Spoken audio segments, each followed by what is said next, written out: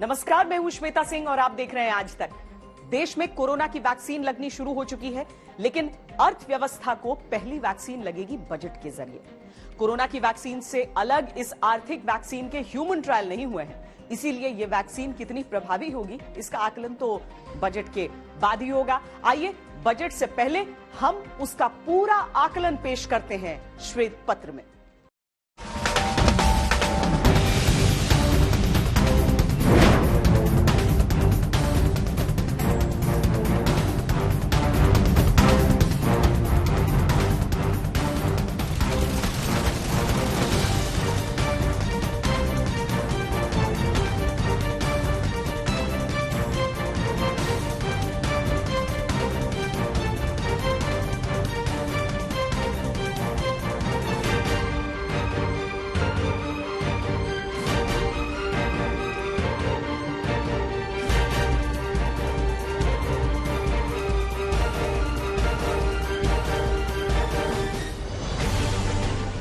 Corona से लड़ाई में बहुत कुछ छूट गया। हाथ का पैसा छूटा, नौकरियां छूटी, व्यापार कारोबार से ग्राहक छूटे, असर सब पर पड़ा। लेकिन मध्यम वर्ग के लिए तो जैसे हिम्मत का दामन छूट गया। जर्जर अर्थव्यवस्था की दीवार पर खड़े देश में परिस्थितियां असामान्य हैं। बजट भी सामान्य नहीं हो सकता।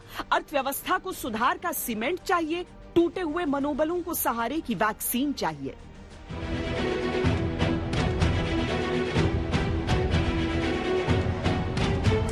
40% ग्रोथ पे है, बाकी आप 60% कह सकते हैं कि जो है अभी मार्केट जो है नीचे है।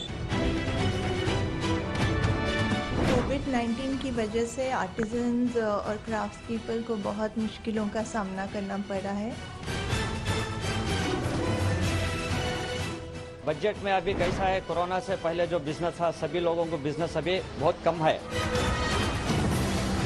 ये मुझे विश्वास है शायद बजट किसानों के हित में ही आएगा।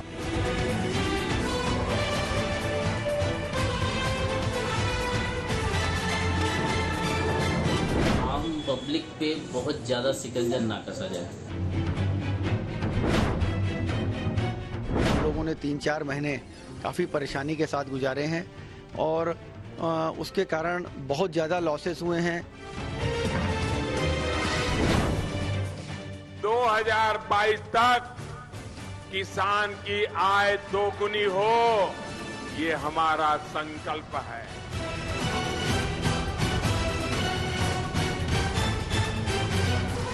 अच्छी आजादी हमारे लिए वही होगी जिस दिन भारत पूरी तरह से एक आत्मनिर्भर राष्ट्र बन जाएगा। इसलिए भारत को पूरी तरह से आत्मनिर्भर बनाने के लिए हम सबको आज संकल्प लेने की आवश्यकता है। संसद से सुनाई देने वाली बजट की बारीकियों में कुछ मोटे सवाल अपना जवाब ढूंढेंगे।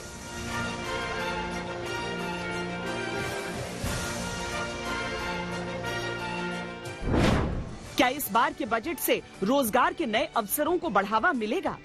आत्मनिर्भर भारत के लिए क्या रियायतें मिलेंगी?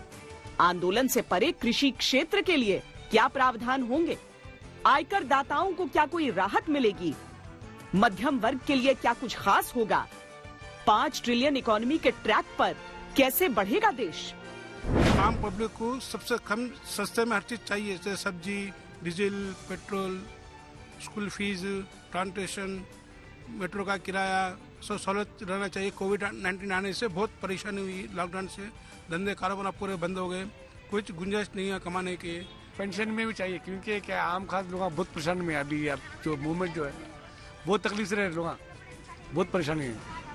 हाँ, वो सब प्रॉब्लम है। होटल इंडस्ट्री तो अभी भी सफ़र ही कर रही है और मेरे को लगता है कि साल भर तक हम लोग सफ़र ही करेंगे, क्योंकि गवर्नमेंट से हालांकि हमें बहुत सारी एक्सपेक्टेशन है। अगर गवर्नमेंट हमारे लिए कुछ करना चाहे तो बहुत कुछ कर सकती है, क्योंकि हमारे ऊपर जो भी प्रेशर है वो ना तो कोई टैक्सेशन का है ना किसी तरीके का जीएसटी वगैरह। हम हमारे ऊपर जो भी इम्प्लीकेबल है हम देने को तैयार है। किसानों को सब्सिडी मिल जा, किसानों का भुगतान समय पे हो जा, बस यही। खाद पे सब्सिडी मिल जा, दवाई पे सब्सिडी मिल जा। बजट में वैक्सीनेशन फ्री करना चाहिए हर एक आदमी को, छोटे से लेकर बड़े आदमी तक। और एक बजट और बढ़ाना हेल्थ के लिए। काफ़ी हेल्थ सेंटर्स बराबर काम नहीं कर रहे, all the government servants are not properly justifying their works. किसी को संदेह नहीं कि बीते साल की दुश्वारियों ने सरकार की बैलेंस शीट बिगाड़ी है और चुनौतियां अभी बनी हुई हैं। चीन से तनाव घटा नहीं है, करोड़ों लोगों को वैक्सीन लगनी है। किसान आंदोलन के बाद उपजे माहौल में सरकार की किसान रक्षक छवि को मजबूत करना है। ऐसे में औद्योगिक सेक्टर भी आस लगाए बैठा है। रोजगार का सवाल पहले से और बड़ा हुआ है। वित्त मंत्री ने हर मद के खर्चे का जोड़ घटाव कर लिया है। लास्ट ईयर तो बहुत बुरा गया है इंडस्ट्री के लिए और पब्लिक भी बहुत आशाएं रख के बैठी है कि इस साल का बजट थोड़ा सॉफ्ट रहेगा। बजट आने वाला है। सरकार से हमें सबसे बड़ी उम्मीद तो ये है कि एमएसएमई को भी कॉर्पोरेट सेक्टर की तरह हमारे को रिबेट देंगे। 15% टैक्स स्लैब के अंदर स्मॉल, मीडियम और माइक्रो इंडस्ट्रीज को लेके आएंगे। देखिए, सरकार से हमें काफी उम्मीद रहती है, चाहे इनकम टैक्स से लेके या जीएसटी से लेके। इनकम टैक्स की अगर बात करनी जाए तो हम सरकार से ये चाहते हैं कि 5 लाख तक सालाना इनकम है, वो उसमें क्या कमाए क्या मरेगा, उसको कम्प्लीटली इनकम टैक्स फ्री रखा जाए, उसमें कोई पेच नहीं रखे। अगर पूरे भारत के सर्वे करें तो मेरे ख्याल से सेकंड हाईएस्ट एम्प्लॉयमेंट जनरेटर पर्यटन उद्योग है। तो इस उद्योग को सरकार से अभी तक निराशा मिली है। हम उम्मीद कर रहे हैं कि इस बजट में सबसे पहले तो जो हमारे जो लोन थे उसके कर्ज की माफी होगी। हमें फ्रेश लोन चाहिए होंगे। वित्त मंत्री निर्मला सीतारमण ने कहा है कि इस बार एक ऐसा बजट वो पेश करेंगी जैसा पिछले 100 सालों में भी पेश नहीं किया गया। सबको बहुत सारी उम्मीदें भी हैं, लेकिन आपदा के समय में बजट आसान नहीं होता। आजादी के बाद अपने पांव पर खड़े होने की कोशिश में देश को राजस्व की जब बहुत आवश्यकता थी, उस दौर में देश के वित्त मंत्री सीडी देशमुख बहुत परेशान थे कि पैसे का जुगाड़ करने के लिए नया टैक्स कैसे लगाएं। उन्होंने अपने बजट भाषण में एक कहानी सुनाई कि उन्हें एक गरीब किसान ने चिट्ठी लिखकर 5 रुपए देने की पेशकश की है। देशमुख ने लोगों से कहा कि जब एक गरीब हमारी मदद करने को खुद तैयार है तो आप क्यों नहीं। ये उस समय की आत्मनिर्भरता का फॉर्मूला था।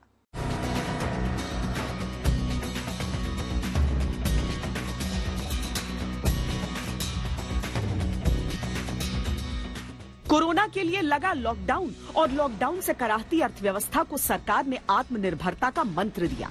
उस दौरान ही 20 लाख करोड़ रुपए के आर्थिक पैकेज का ऐलान किया। इस आर्थिक पैकेज की विस्तार से जानकारी दी जाए। लोकल इरादों को हौसलों की परवाज दी। ये सारी कोशिशें महामारी से पीड़ित इकोनॉमी को पटरी पर लाने की थी, लेकिन जानकारों का मानना है कि अभी अर्थव्यवस्था को लंबे इलाज की जरूरत है। इंफ्रास्ट्रक्चर पे बहुत जोर देने की आवश्यकता है। जो हमारा जो वर्तमान जीएसटी की 18% दरें हैं, उनको हमें 5% लाना होगा। हमें किसान के लिए उनकी इनकम को डबल करने के लिए जो माननीय प्रधानमंत्री जी का सपना है, जब तक हम उच्च क्वालिटी का प्लांटिंग मटेरियल किसान को नहीं देंगे, गुणवत्ता युक्त बीज नहीं देंगे, टिश्यू कल्चर के पौधे नहीं देंगे, तो हमारी प्रोडक्टिविटी नहीं बढ़ेगी। निर्मला सीतारमण इस दफा तीसरी बार बजट पेश करेंगी। संसद का बजट सत्र 29 जनवरी से शुरू होकर 8 अप्रैल तक चलेगा। बजट सत्र के 2 चरण होंगे। पहला चरण 29 जनवरी से 15 फरवरी तक, दूसरा चरण 8 मार्च को शुरू होकर 8 अप्रैल तक चलेगा।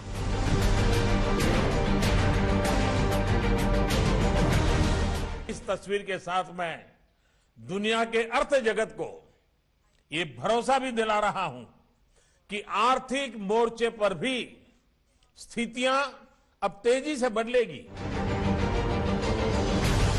वैसे कोरोना की वजह से बजट प्रक्रिया में पहले ही बदलाव आ चुके हैं। आजादी के बाद से हर साल कागज पर छपते आ रहे बजट दस्तावेज पर भी कोरोना का ग्रहण लगा। संक्रमण के डर से इस बार बजट को कागज पर नहीं छापा जा रहा। सभी संसद सदस्यों को इस बार बजट के दस्तावेजों की सॉफ्ट कॉपी मुहैया कराई जाएगी। बजट सत्र शुरू होने से पहले लोकसभा स्पीकर ओम बिरला ने संसद के अंदर सारे प्रोटोकॉल्स का जायजा भी लिया।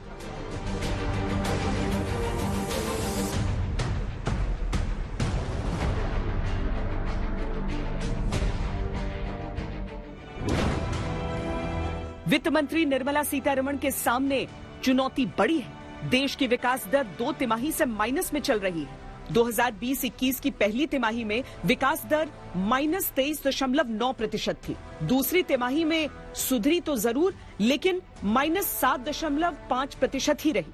देश में जब संपूर्ण लॉकडाउन लगा तो उद्योग धंधों और निर्माण कार्य की रफ्तार पर बेड़ियां पड़ गईं। वित्त वर्ष 2020-21 की पहली तिमाही में निर्माण कार्य -50.3% रहा तो दूसरी तिमाही में -8.6%। मैन्युफैक्चरिंग पहली तिमाही में -39.3% रही तो अगली तिमाही में 0.6% पर आ गई। कोरोना का असर पूरी दुनिया पर रहा। मंदी की मार से विश्व के सभी देश गुजर रहे हैं। दूसरे देशों के मुकाबले भारत की अर्थव्यवस्था रिकवरी रेट थोड़ी बेहतर नजर आती है। पहली से दूसरी तिमाही के बीच इंग्लैंड में विकास दर -21.5% से -9.6% रही। भारत में यह -23.9% से -7.5% पहुंची। इटली में -17.9% से -4.7%, फ्रांस में -18.9 से -4.3%, अमेरिका में -9% से -2.9% तक विकास दर पहुंची। इस दशक का आज ये पहला सत्र प्रारंभ हो रहा है। भारत के उज्जवल भविष्य के लिए ये दशक बहुत ही महत्वपूर्ण है और इसलिए प्रारंभ से ही आजादी के दीवानों ने जो सपने देखे थे, उन सपनों को, उन संकल्पों को तेज गति से सिद्ध करने का ये स्वर्णिम अवसर अब देश के पास आया है।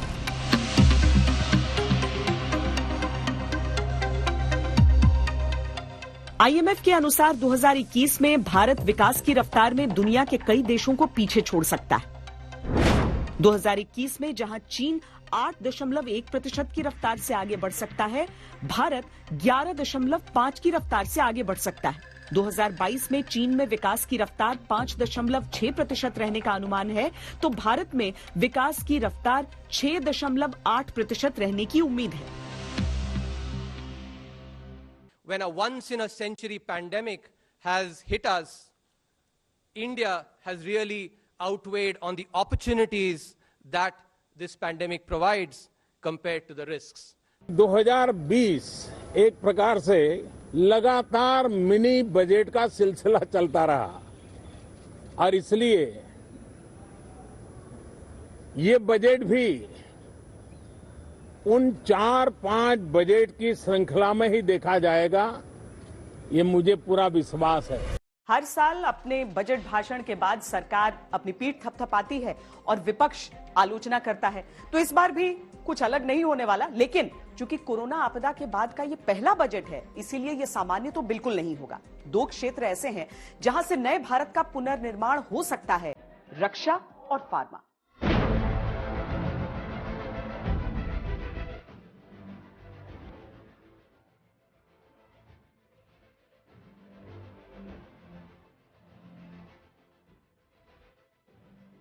क्या ये बजट हेल्थ केयर सेक्टर में भारत को आत्मनिर्भर बनाएगा?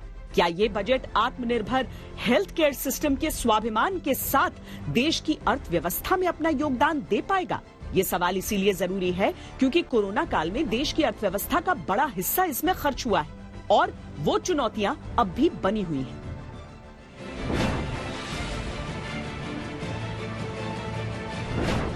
फार्मा सेक्टर करीब $40 अरब का है। 2024 तक ये $100 अरब तक पहुंच सकता है। 2025 तक भारत को $5 ट्रिलियन अर्थव्यवस्था बनाने के पीएम के लक्ष्य को हासिल करने में भी ये बड़ा रोल निभा सकता है। भारत की फार्मा इंडस्ट्री दुनिया में तीसरी सबसे बड़ी है। हालांकि दुनिया के दवा एक्सपोर्ट में इसका हिस्सा केवल 3.5% है। कोरोना काल में बनी वैश्विक परिस्थितियों ने जब हर देश की प्राथमिकता उसकी अपनी जरूरतें थी, हमें ये याद दिलाया है कि आत्मनिर्भर भारत का निर्माण क्यों इतना महत्वपूर्ण है। इस दौरान भारत ने बहुत ही कम समय में 2200 से अधिक प्रयोगशालाओं का नेटवर्क बनाकर हजारों वेंटिलेटर्स का निर्माण करके पीपीई किट से लेकर टेस्ट किट बनाने तक में आत्मनिर्भरता हासिल करके अपनी वैज्ञानिक क्षमता, अपनी तकनीकी दक्षता और अपने मजबूत स्टार्टअप इकोसिस्टम का भी परिचय दिया है।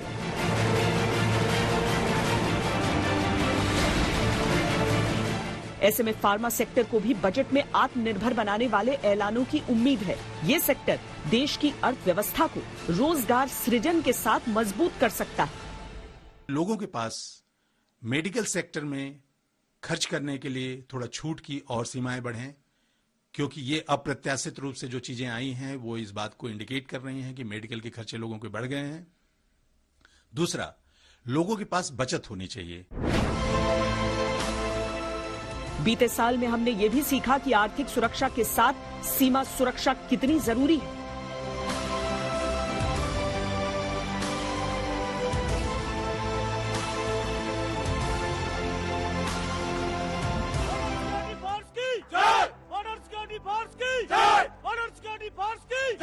भारत माता की जय, भारत माता की जय।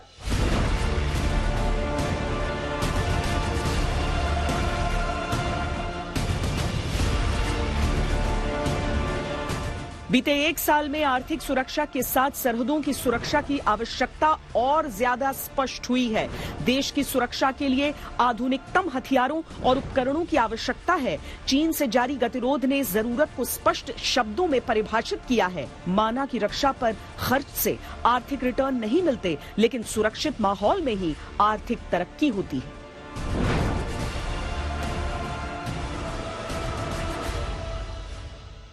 (2020) was a unique year.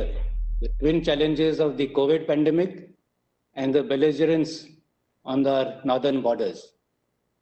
The events of the past year have brought to the fore the vulnerability of global supply chains, underscoring the need for self-reliance. Today, self-reliance in defense has become a strategic necessity.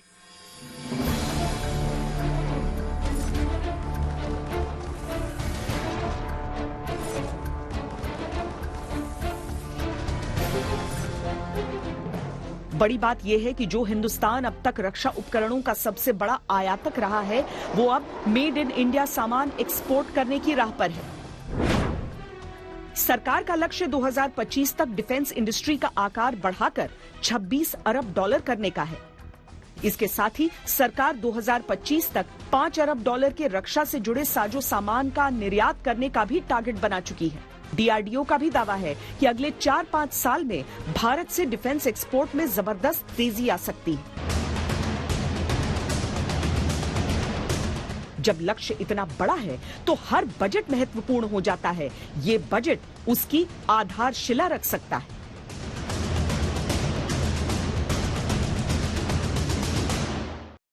French शब्द बुजेट, जिसका मतलब होता है छोटा bag, उससे आया budget. पहले briefcase में आता था, अब बही खाता है। आत्मनिर्भरता वाला स्वदेशी भारतीय बही खाता। इस बही खाते पर इस बार उन सभी सेक्टर्स की निगाहें हैं जो प्रधानमंत्री मोदी के आत्मनिर्भरता वाले रास्ते पर चलना चाहती हैं।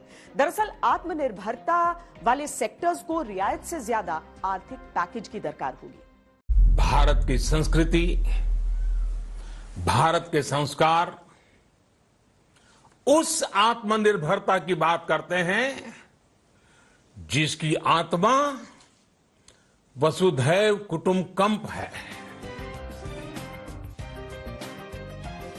कोरोना की आपदा और चीन की बदनीयती ने देश को आत्मनिर्भरता की तरफ बढ़ने के लिए गंभीरता से प्रेरित किया।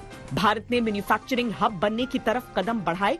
लैपटॉप, मोबाइल, इंटरनेट उपकरणों के क्षेत्र में चीन पर निर्भरता की जगह आत्मनिर्भरता पर विश्वास जताया। मोबाइल मैन्युफैक्चरिंग में भारत दुनिया का दूसरे नंबर का देश बन चुका है। सरकार ने पीएलआई यानी प्रोडक्शन लिंक्ड इंसेंटिव स्कीम शुरू की। इससे आकर्षित होकर कई मल्टीनेशनल कंपनियां भारत में निवेश को तैयार हैं।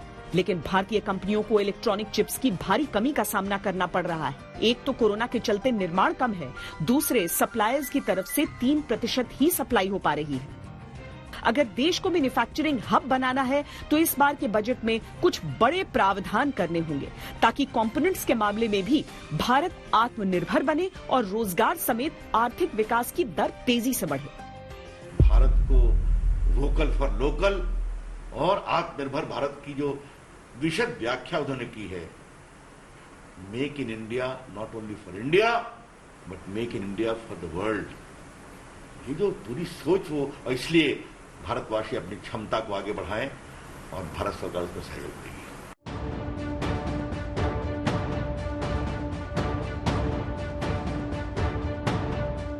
आत्मनिर्भर भारत का सीधा रिश्ता रोजगार सृजन से जुड़ता है। ऑटो सेक्टर में भी कई बड़ी भारतीय कंपनियों ने चीन से मंगाने वाले पार्ट्स भारत में ही बनाने का निर्णय लिया है, लेकिन ये बजट ही ये भी तय करेगा कि आत्मनिर्भरता के मामले में क्या रियायतें मिलती हैं, क्योंकि इस मामले में चीन पर निर्भरता को कम करना आसान नहीं है।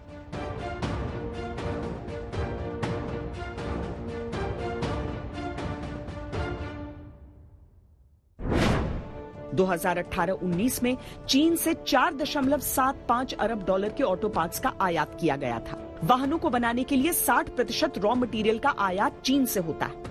भारतीय ऑटो सेक्टर में चीनी ऑटो पार्ट्स की 27% हिस्सेदारी है। 2018-19 में भारत ने वाहनों को बनाने के लिए 17.6 अरब डॉलर के कलपुर्जों का आयात किया था, जिसमें से 25% आयात चीन से किया गया था।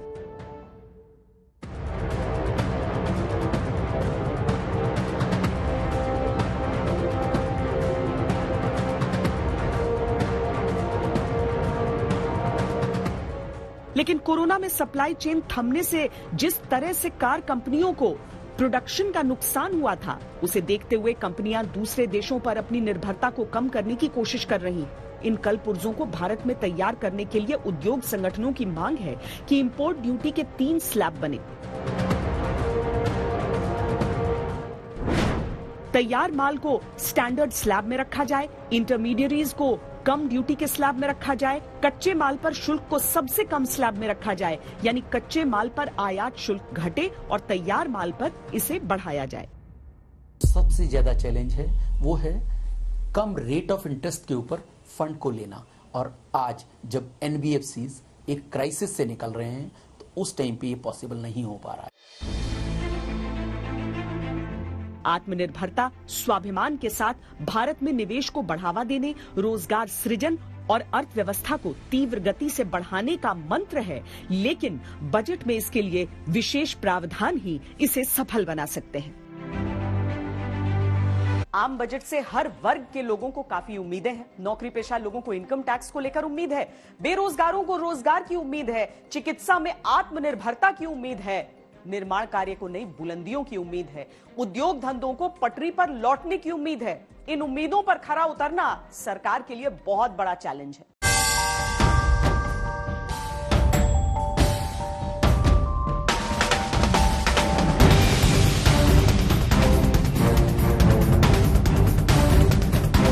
उम्मीदों की फहरिस्त लंबी है। इस बार के बजट में डेफिनेटली थोड़ी सी छूट, थोड़ी सी रियायत सरकार की तरफ से हम एक्सपेक्ट कर रहे हैं, क्योंकि वर्क फ्रॉम होम के चलते काफी लोगों की सैलरी में भी डिडक्शन हुआ है। ख्वाहिशों की लिस्ट लंबी है।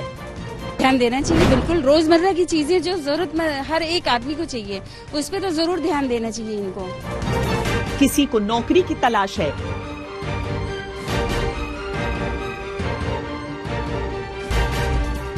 वुमेन एम्पावरमेंट के लिए मैं बोलना चाहूंगी कि जो जॉब्स वगैरह है वो थोड़ा सा और बेटर होनी चाहिए। कोई महंगाई से निराश है, 2 रुपए का चाहे हम बिस्कुट खरीदें, चाहे रेस्टोरेंट में खाएं, चाहे पेट्रोल भराएं, जो भी काम करते हैं टैक्स लेते हैं, अब और कितना टैक्स लेंगे। कहीं इनकम टैक्स में रियायत चाहिए। टैक्स को लेकर के आम आदमी, जो नॉर्मल एक आम आदमी है, वो बहुत ज्यादा गिरा हुआ है। वर्क फ्रॉम होम करने वालों के लिए टैक्स में एग्जम्पशन की संभावना हो सकती है। कहीं रियल एस्टेट में किफायत चाहिए। जितने भी इन्वेस्टर्स हैं इस समय, अभी क्या है, जो हमारा long term, short term capital gain tax लग रहा है, वो अभी तक पहले 1 साल तक के ये था कि इस पे कुछ भी नहीं लगता था इसको लेकर के।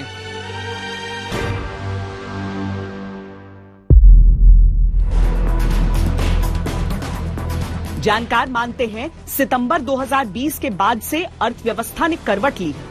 इसका अंदाजा इस बात से लगाया जा रहा है कि मार्च से सितंबर तक जीएसटी कलेक्शन हर महीने 1 लाख करोड़ से कम था, लेकिन अक्टूबर से दिसंबर के 3 महीनों में जीएसटी कलेक्शन बढ़कर 3.25 लाख करोड़ रुपए से ज्यादा हो गया। शेयर मार्केट में 1,40,000 करोड़ रुपए से ज्यादा का विदेशी निवेश आया, जो बताता है कि विदेशी निवेशकों का भारतीय कंपनियों पर भरोसा बढ़ा है। कुल मिलाकर कहा जा सकता है कि हालात सामान्य हो रहे हैं, धीरे धीरे ही सही, लेकिन इकोनॉमी संभलने लगी है, लेकिन ग्रोथ अभी भी जॉबलेस है। इस बजट में बेरोजगार बड़ी उम्मीद के साथ वित्त मंत्री से अपने पिटारे से ऐसी जादुई छड़ी घुमाने की उम्मीद कर रहे हैं कि देश के अलग अलग सेक्टर्स में नौकरियां मिलनी शुरू हो जाए। भारत की अर्थव्यवस्था एक अच्छे दौर से गुजर रही है, पर ये जो लॉकडाउन के कारण जो गिरावट आई है उसमें थोड़ी रिकवरी भी मेरे को लग रहा है कि रिकवर कर रहे हैं। बाकी धीरे धीरे और रिकवर कर जाएंगे इसमें। रोजगार तो अभी बहुत सारे लोग अनएम्प्लॉयमेंट हो चुके हैं, जो जितने अनएम्प्लॉयमेंट हुए हैं उनको ही गवर्नमेंट रोजगार दे दे तो वो ही बहुत कुछ सही होगा। सर रोजगार को लेके ये कि हमारा लॉकडाउन के बाद जो हुआ था सबकी नौकरियां छूट गई थी। मेरा खुद का भाई है जिसके वजह से उनकी नौकरी छूट गई थी। लॉकडाउन में सबको मतलब सारा काम खराब हो गया था, तो मैं सरकार से दुकान से कि अब जो बजट निकाल रहे हैं उसमें रोजगार के लिए ज़्यादा से ज़्यादा अच्छे से प्रावधान किया जाए। मध्यम वर्ग उम्मीद कर रहा है कि इस बार भी सरकार इनकम टैक्स से जुड़ी कुछ घोषणाएं करेगी। उम्मीद की जा रही है कि टैक्स छूट की सीमा 2.5 लाख रुपए से बढ़ाकर 3 लाख कर दी जाए। साथ ही धारा 80C के तहत छूट को भी 1.5 लाख रुपए से बढ़ाकर कम से कम 2 लाख रुपए किया जाए। एक्सपर्ट्स ने मौजूदा टैक्स स्लैब में भी बदलाव करने की सलाह दी है। एक्सपर्ट्स का मानना है कि 10 लाख रुपए तक की आय पर टैक्स दर 10%, 20 लाख रुपए तक की आय पर टैक्स दर 20% और 30 लाख रुपए तक की आय पर टैक्स 30% होना चाहिए। उम्मीदें हैं और उम्मीदों पर ही तो दुनिया कायम है। काफ़ी ज़्यादा कंपनी कॉस्ट भी बच रहा है, तो I expect as a citizen, as a working person कि थोड़ी बहुत छूट मिले हमें टैक्सेस में, सो दैट बाकी खर्चे हम मैनेज कर सकें उसके साथ। टैक्स का तो बिल्कुल मुझे लगता है जो छूट दी जा रही है बहुत अच्छी छूट दी जा रही है।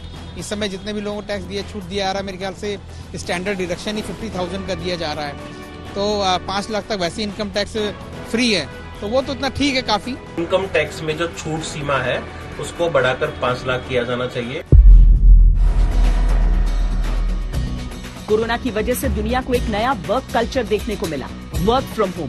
कई इंडस्ट्रीज ऐसी हो गई हैं जो अब स्थायी तौर पर वर्क फ्रॉम होम कल्चर को अपना सकती हैं। ऐसे में ये संभावना जताई जा रही है कि सरकार की ओर से ऐसे कल्चर को प्रोत्साहन देने के कदम उठाए जा सकते हैं। वर्क फ्रॉम होम एक बहुत प्रैक्टिकल सॉल्यूशन साबित हुआ है, तो उसको मोटिवेट करने के लिए वर्क फ्रॉम होम करने वालों के लिए टैक्स में एग्जम्पशन की संभावना हो सकती है। देश में कोरोना का कहर अब भी बरकरार है, लेकिन अब इससे लड़ने के लिए टीकाकरण कार्यक्रम शुरू हो चुका है। पर देश में लोगों को टीका लगाने का खर्च सरकार पर भारी भरकम बैठ रहा है, यानी वित्त मंत्री को करीब 60,000 करोड़ रुपए का अतिरिक्त बंदोबस्त करना है। जानकारों का मानना है कि ज्यादा टैक्स देने वाले करदाताओं से ही इस राशि को जुटाया जा सकता है। वैक्सीनेशन की वजह से देश का एक्सपेंस या खर्चा बढ़ेगा, तो शायद ज्यादा पैसे वाले लोगों पे वेल्थ टैक्स की लगने की संभावना हो, या टॉप स्लैब इनकम टैक्स वालों पे शायद हायर टैक्स या सेस लगने की एक संभावना है। एविएशन सेक्टर को कोविड-19 की वजह से बड़ा नुकसान उठाना पड़ा था। क्रेडिट रेटिंग एजेंसी ICRA की एक रिपोर्ट के अनुसार एविएशन इंडस्ट्री को अपनी क्रेडिट रेटिंग और नुकसान से उबरने के लिए 2021-22 के दौरान 37,000 करोड़ के अतिरिक्त धन की आवश्यकता होगी। ऐसे में एयरलाइन कंपनियों को उम्मीद है कि सरकार कोई ऐसा कदम उठाएगी जिससे इस मसले को हल किया जा सके। क्या इस बजट से प्रॉपर्टी को बूस्ट मिलेगा? क्या घर खरीदारों को राहत मिलेगी? क्या अफोर्डेबल हाउसिंग को बढ़ावा दिया जाएगा? ये सवाल है रियल एस्टेट सेक्टर के। रियल एस्टेट को उम्मीद है कि इनकम टैक्स एक्ट 80C के तहत टैक्स छूट का दायरा बढ़ाया जाएगा। मौजूदा समय में इस एक्ट में फिलहाल 1.5 लाख रुपए की छूट मिलती है। इसके तहत होम लोन प्रिंसिपल पर छूट मिलती है। उम्मीद की जा रही है कि होम लोन ब्याज पर भी टैक्स छूट बढ़ाई जाए। इसके अलावा रियल एस्टेट सेक्टर सरकार से GST में ज्यादा राहत की उम्मीद भी रख रहा है। गृहिणियों को उम्मीद है कि सरकार रसोई के बजट को ध्यान में रखते हुए कदम उठाए। दिसंबर में रसोई गैस के दाम में 100 रुपए की बढ़ोतरी हुई है। इस बजट से घर की महिलाओं को उम्मीद है कि रसोई गैस के दाम कम हो। ये तो हर एक कहेगा कि महंगाई, सब जिससे आप पूछोगे वो सब बोलेंगे कि महंगाई तो कम होनी चाहिए, क्योंकि महंगाई कम जब तक नहीं होगी तो लोग सेविंग कैसे करेंगे अपने घर के। हाँ, ये है कि सामान तो थोड़ा महंगा हुआ था, लेकिन अभी थोड़ा थोड़ा लाइन पे आ रहा है कुछ, लेकिन महंगाई तो थी पहले बहुत ज्यादा। पूरी दुनिया के 180 देशों में लॉकडाउन रहा। जान बचाने की कोशिश में जहान उजड़ता रहा, अर्थव्यवस्था पर मार पड़ी। निर्मला सीतारमण के लिए इस दौर में बजट पेश करना बड़ा चैलेंज है, लेकिन इससे पहले भी ऐसे कई मौके आए जब संकट के दौर में बजट पेश किए गए।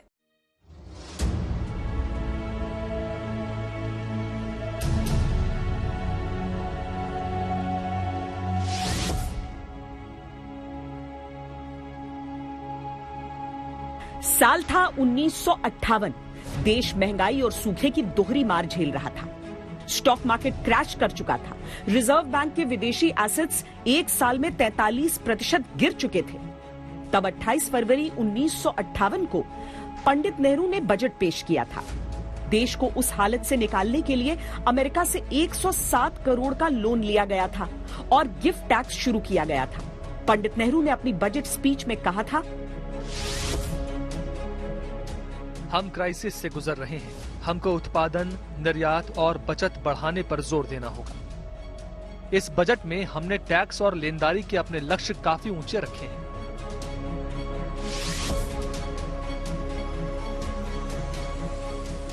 ये वो दौर था जब चीन से युद्ध खत्म हुआ था, लेकिन चीन बराबर हेकड़ी दिखा रहा था।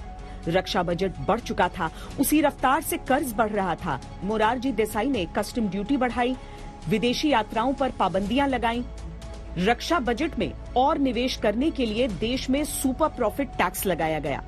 मोरारजी देसाई ने अपने बजट भाषण में कहा, आज इस भाषण में मैं जो कुछ भी बोलूंगा उसका संबंध हमारी सरहदों की सुरक्षा से जुड़ा होगा। इसलिए मैं किसी भी आर्थिक बदलाव या विकास पर ज्यादा देर तक नहीं बोलूंगा।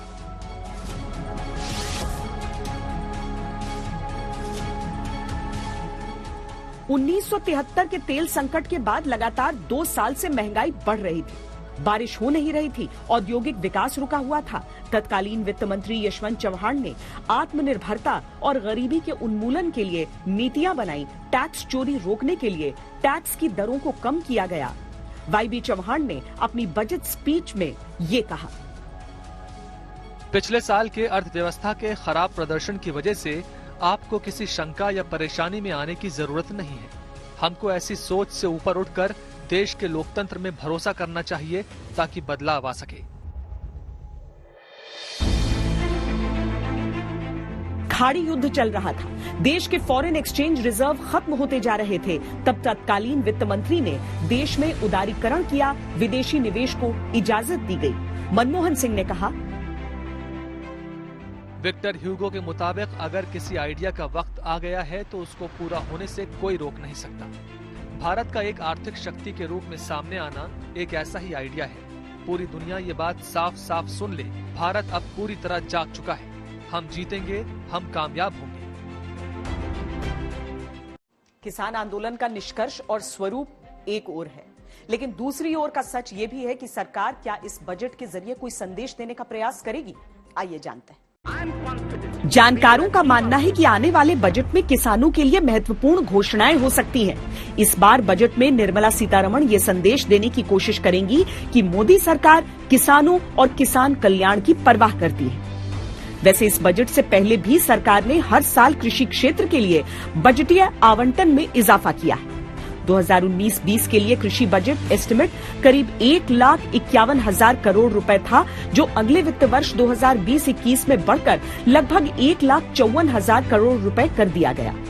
पीएम कृषि सिंचाई योजना के तहत 2019-20 में बजट राशि 9,682 करोड़ से बढ़ाकर अगले साल 11,127 करोड़ रुपए कर दी गई।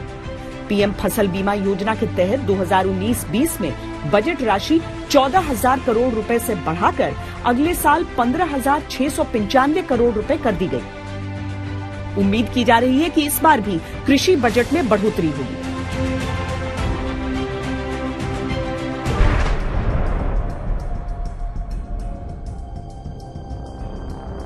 2018 में किसानों के लिए सरकार प्रधानमंत्री किसान सम्मान निधि योजना लेकर आई थी। इसके जरिए 2 हेक्टेयर से कम जमीन वाले किसानों को सरकार आर्थिक सहायता प्रदान करती है। इस योजना के तहत सभी छोटे और सीमांत किसानों को हर साल 6,000 रुपए सीधे उनके खाते में पहुंचाए जाते हैं। इस बजट में उम्मीद की जा रही है कि किसान सम्मान निधि की राशि बढ़ाई जा सकती है। मौजूदा समय में पीएम किसान सम्मान निधि योजना के 11 करोड़ 47 लाख लाभार्थी हैं।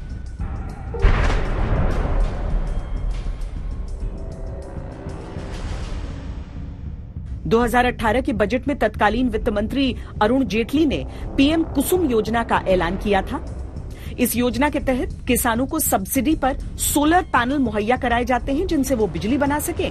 किसानों को ये भी सुविधा दी जाती है कि इससे जरूरत की बिजली का इस्तेमाल करके बची हुई बिजली को बेचा जा सके। माना जा रहा है कि इस बार के बजट में पीएम कुसुम योजना का विस्तार हो सकता है। 2020 में भी निर्मला सीतारमण ने इस योजना में विस्तार किया था। रिन्यूएबल एनर्जी मंत्रालय ने पीएम कुसुम योजना के बजट में 20 से 25% बढ़ोतरी की सिफारिश भी की है। तो ये था बजट की सभी बारीकियों पर श्वेत पत्र। देश और दुनिया की बाकी खबरों के लिए आप देखते रहिए आज तक।